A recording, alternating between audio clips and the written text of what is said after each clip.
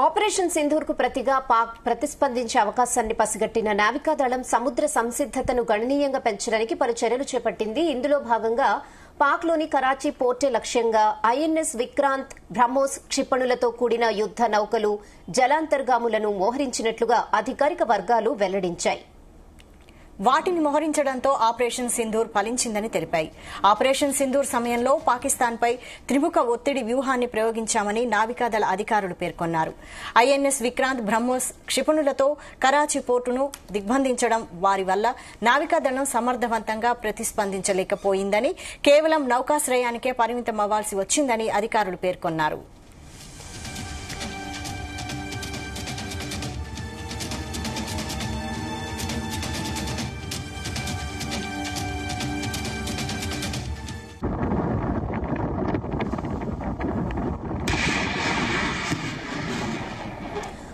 ఇదే విషయంపై మరిన్ని అప్డేట్స్ మా ప్రతినిధి శ్రీచరణ్ అందిస్తారు. S Sricharan. Rehana, operation Sindoor success గురించి చర్చించుకునే ముందు మనం ప్రధానంగా రెండింటి గురించి చర్చించుకోవాలి. ఒకటి ఐఎన్ఎస్ విక్రాంత్, అలాగే బ్రహ్మోస్ మిసైల్. ఈ రెండింటి గురించి ప్రత్యేకంగా చర్చించుకోవాలి మనము. సో బ్రహ్మోస్ మిసైల్ అనేది మనం ప్రత్యేకంగా దీని గురించి చర్చించుకోవాలి. బ్రహ్మోస్ ఇది మధ్య పరిధి గల ర్యామ్ జెట్ ఇంజిన్ తో పనిచేసే సూపర్ సోనిక్ వేగంతో ప్రయాణించే క్రూయిజ్ క్షిపణి. ఇది నేల నుండి, అలాగే సముద్రం నుండి, యుద్ధ నౌకల నుండి కూడా, సముద్రం లోపల నుండి, జలాంతర్గాముల నుండి కూడా, అలాగే యుద్ధ విమానాల నుండి కూడా ఈ క్షిపణిని ప్రయోగించవచ్చు. భారత్ కు చెందిన డిఆర్డిఓ, భారత రక్షణ పరిశోధన సంస్థ, అలాగే రష్యాకు చెందిన ఎన్పిఓ సంయుక్తంగా ఏర్పాటు చేసిన ఈ BrahMos air force limited Bharat లో ఈ క్షిపణిని తయారు చేసింది. ఇది ప్రపంచంలోనే ఏకైక స్వల్ప శ్రేణి సూపర్ సోనిక్ మిసైల్ క్రూయిజ్ క్షిపణి P800 ఓనిక్స్ అనే టెక్నాలజీ పైన ఆధారపడి ఈ క్షిపణిని తయారు చేశారు. భారతదేశంలోని బ్రహ్మపుత్ర నది, అలాగే రష్యాలో మోస్కో నది, ఈ రెండు పేర్లని మొదటి భాగాలను కలపగా ఏర్పడింది బ్రహ్మోస్. అలాగే ఏన్షియంట్ స్క్రిప్చర్స్ లో చెప్పినట్టు బ్రహ్మాస్త్రం అనే పేరును కూడా ఇది ధ్వనింపజేస్తోంది. సో బ్రహ్మోస్ మిసైల్ అనేది చాలా ఇండియాకి ఒక చెప్పాలంటే అమ్ముల పోజులో అదొకటి కూడా చెప్పాలి. భూతలం నుండి కేవలం 5 మీటర్ల ఎత్తులో ప్రయాణించే, భూమిపై ఉన్న లక్ష్యాలను బ్రహ్మోస్ ఛేదించగలదు.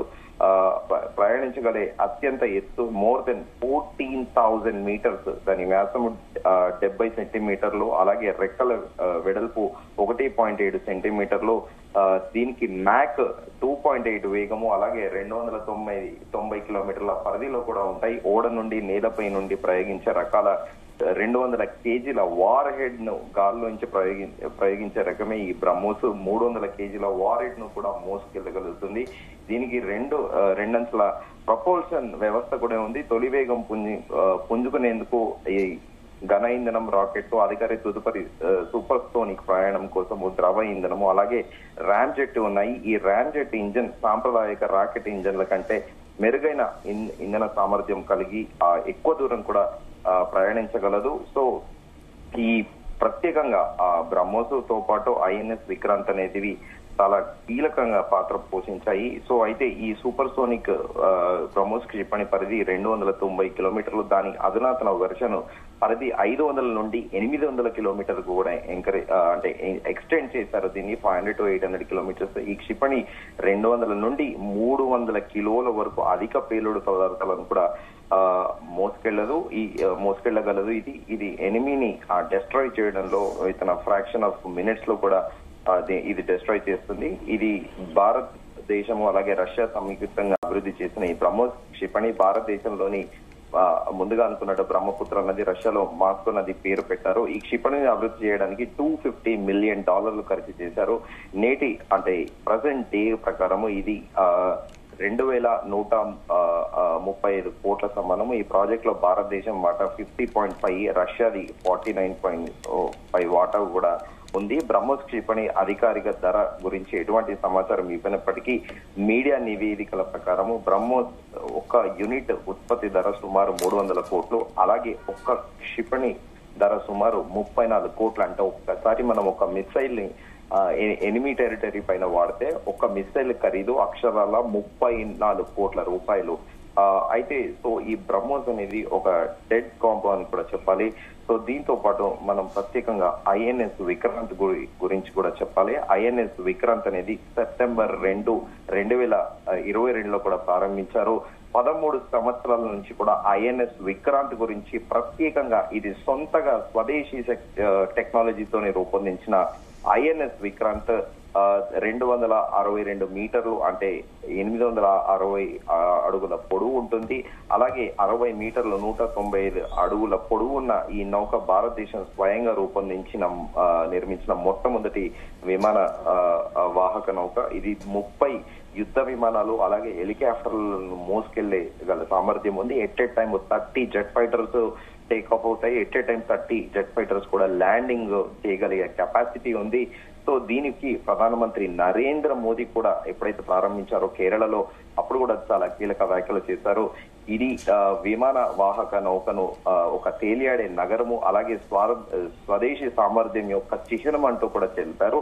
అంటే ఇదొక క్రూజ్ కాకుండా ఇదొక సిటీ అని కూడా ఆయన అభివర్ణించారు.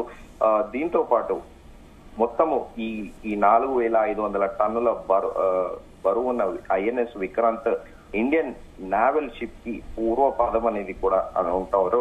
సో మొత్తానికి ఈ 2 బ్రహ్మోస్ మిసైళ్లు అలాగే ఐఎన్ఎస్ విక్రాంత్ మాత్రము చాలా కీలక పాత్ర పోషించాయని కూడా చెప్పాలి. ఇక మనము విషయానికి వస్తే పహల్గామ్ ఉగ్రదాడికి ప్రతీకారంగా భారత్ సైన్యము ఆపరేషన్ సింధూర్ చేపట్టిన విషయం తెలిసిందే. ఇందుకు ప్రతిగా పాకిస్తాన్ ప్రతిస్పందించే అవకాశాన్ని పసిగట్టిన నావికా దళం సముద్ర సంసిద్ధతను గణనీయంగా పెంచడానికి పలు చర్యలు చేపట్టింది. ఇందులో భాగంగా పాకిస్తాన్ లోని కరాచీ పోర్టుని ఐఎన్ఎస్ విక్రాంత్ బ్రహ్మోస్ క్షిపణులతో యుద్ధ నౌకలు జలాంతర్గాములు కూడా మోహరించినట్టు అధికారిక వర్గాలు వెల్లడించాయి. వాటిని మోహరించడంతో ఆపరేషన్ సింధూర్ ఫలించిందని కూడా చెప్తున్నారు. కరాచీ పోర్టు గురించి మనము ఎప్పుడైతే 7వ తారీఖు అటాక్స్ జరిగాయో అప్పుడు కూడా మనం చెప్పాము. కరాచీ పోర్టు అనేది ఒక పెద్ద డ్యామేజ్ జరిగిందని కూడా చెప్పాలి. ఎందుకంటే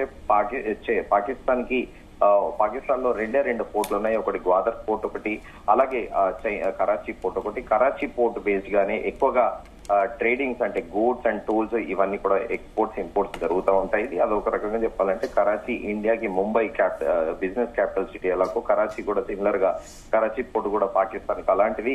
అదే ఆపరేషన్ సింధూర్ సమయంలో పాకిస్తాన్ పై కూడా అంటే త్రిముఖ ఒత్తిడి వ్యూహాన్ని ప్రయోగించామని కూడా నావిక దళ అధికారులు పేర్కొన్నారు. కరాచీ పోర్టును లక్ష్యంగా చేసుకుని 36 ఫ్రంట్ లైన్ నావిక దళాలను మోహరించామని కూడా తెలిపారు. వీటిలో బ్రహ్మోస్ క్షిపణులతో కూడిన 7 డెస్ట్రాయర్లు, medium range surface to air క్షిపణులు MRS SAM అంటారు.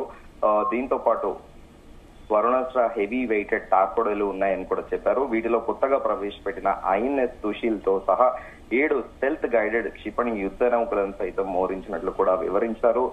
దీంతో పాటు ఐఎన్ఎస్ విక్రాంత్ బ్రహ్మోస్ క్షిపణులతో కరాచీ పోర్టును దిగ్బంధించడం వలన పాకిస్తాన్ నావికా దళం సమర్థంగా ప్రతిస్పందించలేకపోయిందని, కేవలం నౌకాశ్రయానికే పరిమితం అవ్వాల్సి వచ్చిందని కూడా అధికారులు తెలిపారు. అంటే యూజువల్ గా మన ఏన్షియంట్ స్క్రిప్చర్ లో చెప్తారు కదా, ఎనిమిని అష్ట దిగ్బంధనం ఎలా చేస్తారో, అంటే ఆ అష్ట దిగ్బంధనం చేసినప్పుడు అసలు ఎనిమికి ఏం చేయాలో కూడా తోచని పరిస్థితి. సిమిలర్ గా కరాచీ పోర్ట్ లో కూడా మన నేవీ కూడా సిమిలర్ గా అలాగే చేసింది. సో వాళ్ళకి రిటాలియేట్ కూడా చేయలేకపోవడం కాదు కదా, వాళ్ళ నౌకాశ్రయం అంటే ఆ పోర్టును పోర్టును ఎలా కాపాడుకోవాలనే పాకిస్తాన్ ఒక డిఫెన్స్ మోడ్ లో పడిపోయిందని కూడా అధికారులు చెప్తున్నారు. ఈ ఉద్రిక్త పరిస్థితుల నేపథ్యంలో అంతర్జాతీయ వాణిజ్య నౌకలు కూడా తమ దారిని మళ్లించుకున్నాయి. ప్రత్యేకంగా ఇది సూజ్ కెనాల్ అనేది ఉంటుంది ప్రపంచవ్యాప్తంగా. అంటే ఇటు ఏషియన్ కాంటినెంట్ నుంచి కానీ అలాగే మిడిల్ ఈస్ట్ కంట్రీస్ నుంచి యూరోప్ కి పోవాలంటే ఆ సూజ్ కెనాల్ అనేది చాలా ఇంపార్టెంట్. సో కరాచీ నుంచి వెళ్లే అక్కడ అన్ని అంతర్జాతీయ వాణిజ్య నౌకలు కూడా దారిని మళ్లించాయి. అయితే పహల్గామ్ ఉగ్రదాడి తర్వాత ఆపరేషన్ సింధూర్ పేరుతో భారత్ పాకిస్తాన్ లోని ఉగ్ర స్థావరాలపైన కూడా దాడులు చేసిన విషయం తెలిసింది. కాగా ఇందులో భారత్ క్షిపణిలో పాకిస్తాన్ అణు స్థావరాలను తాకినట్లు కూడా విశ్లేషకులు పేర్కొంటున్నారు. మే 9 అర్ధరాత్రి 10వ తేదీన పాకిస్తాన్ లోని కీలక వాయుసేన స్థావరాలపై అత్యంత యాక్యురసీ ఖచ్చితంతో దాడులు చేశామని కూడా భారత్ ప్రకటించింది. పూర్తి స్వదేశీ ఆయుధాలతో దాడి చేసిన 11 వాయుసేన స్థావరాలను దెబ్బతీసినట్లు కూడా తెలుస్తుంది. రావల్పిండిలోని పాకిస్తాన్ న్యూక్లియర్ కమాండ్ కంట్రోల్ కు సమీపంలో ఉన్న నూర్ ఖాన్ ఎయిర్ బేస్ పైన ఇండియన్ ఆర్మీ ప్రిసిషన్ స్ట్రైక్స్ చేసిందని, దీంతో పాకిస్తాన్ అమెరికా సహాయంతో భారత్ తో కాళ్ల బేరానికి వచ్చింది. ఇది INS విక్రాంత్ అలాగే బ్రహ్మోస్ మిసైల్ చాలా క్రూషియల్ రోల్ ప్లే చేశాయని చెప్పాలి.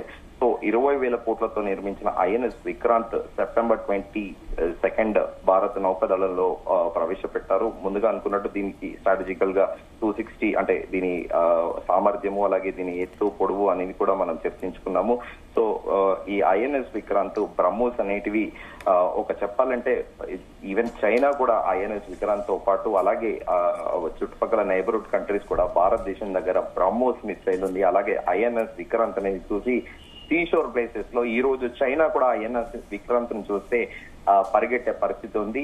1971 బంగ్లాదేశ్ కి ఎప్పుడైతే లిబరేషన్ ఇవ్వాలనుకుందో ఇందిరాగాంధీ హయాంలో, అప్పుడు కూడా రేగర్ అని అంటే అమెరికాకి పాకిస్తాన్ కి మొదటి నుంచి కూడా బ్యాక్ అండ్ సపోర్ట్ చేస్తుంది. ఇప్పుడు సరికొత్తగా మోడర్న్ వార్ఫేర్ లో ఇటు చైనా టర్కీ కూడా హెల్ప్ చేస్తున్నాయి, అలాగే గ్రేట్ బ్రిటన్ కూడా హెల్ప్ చేస్తుంది. అప్పుడు 1971 లో రేగర్ అనే యుద్ధ నౌక అతిపెద్దది ప్రపంచంలోనే. ఆ రష్యా యుద్ధ నౌక ఇమీడియట్ గా ఇందిరాగాంధీ రష్యాని అప్రోచ్ అవ్వడము. సో అమెరికా ఇదే టైంలో ఇండియా పైన అటాక్ చేయాలి, ఇండియా పైన కంప్లీట్ గా డామినేట్ చేయాలని కూడా రష్యా అమెరికా భావించింది. సో అప్పుడు రీగర్ అనే అప్పటి కాలంలో 1971 లో రష్యాలోని రీగర్ అనే యుద్ధ నౌకనే ప్రపంచంలోనే అతిశక్తివంతమైనవి. ఎప్పుడైతే ఇండియన్ సీషోర్ ప్లేస్ లో అంటే సముద్ర జలాల్లో ప్రవేశించిందో ఇటు అమెరికాతో పాటు అలాగే పాకిస్తాన్ కూడా తోక ముడిచి తమ వ్యోమ నౌకల్ని కూడా వెనక్కి ఉపసంహరించుకున్నాయి. సో సిమిలర్ గా ఇప్పుడు మన INS విక్రాంత్ ని బే ఆఫ్ బెంగాల్ లో కానీ అరేబియన్ సీలో చూస్తే శత్రు దేశాలకు కూడా చెమటలు పడుతున్నాయి. సో ఈ రెండు అనేటివి ఆపరేషన్ సింధూర్ లో చాలా కీలక పాత్ర పోషించాయని కూడా చెప్పుకోవచ్చు. రేనా? శ్రీచరణ్, అంటే మీరు చెప్పినట్టు INS విక్రాంత్ గానీ బ్రహ్మోస్ క్షిపణులు గానీ నిజంగానే ఆపరేషన్ సింధూర్ కీ రోల్ పోషించే, అలాగే కరాచీ పోర్ట్ ని కూడా దిగ్బంధం చేసింది. అయినా కూడా పాకిస్తాన్ అన్నింటినీ మేము తట్టుకుని నిలబడ్డాం, జయించామని చెప్పుకుంటుంది. సో ఈ క్షిపణులని ఇక ముందు కూడా భారత్ ఎలా ఉపయోగించబోతోంది? డెఫినెట్ గా ఈ ఇవి అన్ని కూడా భారతదేశంలో అమల పొదిలో అస్త్రాలని చెప్పుకోవాలి. భారతదేశము ఇటు ప్రపంచ దేశాలు అంటే లేటెస్ట్ మోడరేట్ అంటే జనరేషన్ జెట్ ఫైటర్స్ కానీ అత్యాధునిక సాంకేతికతను కూడా తీసుకుంటుంది. విదేశాల నుండి కూడా ఆయుధాలు కొనుక్కుంటుంది. ఎగ్జాంపుల్ ఇజ్రాయెల్ నుండి స్పైస్ బాంబ్ అనేది స్పెషల్ గా హమాస్ తో వార్ చేస్తున్న సమయంలో ఈ తీవ్రవాదులు ఎవరైతే ఉన్నారో వాళ్ళు టన్నెల్ నిర్మించుకోవడము గాజా దగ్గర.